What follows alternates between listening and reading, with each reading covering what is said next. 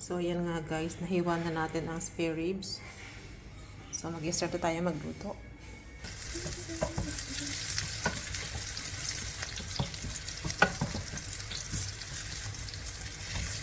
Tapos palitan natin yung karne.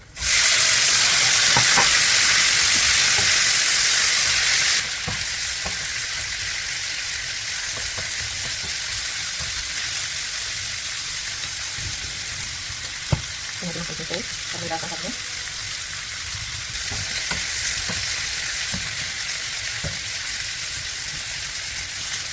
Ito rin ang sugar.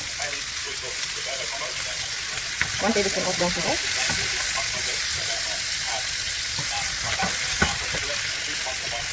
Nilagyan natin ang juice from tomato.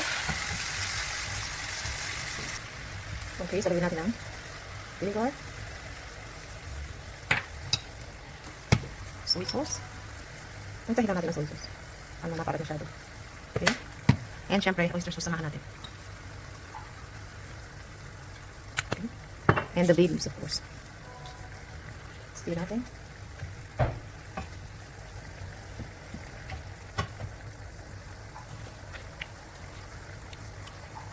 Okay.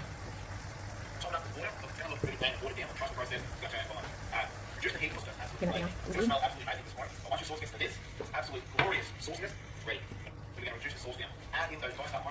Ano na natin? 20 minutes.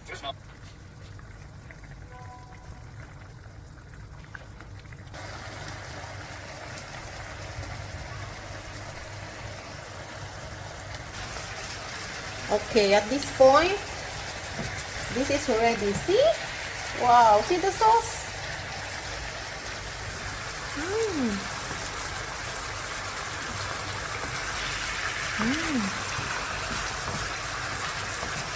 Pineapple pork adobo.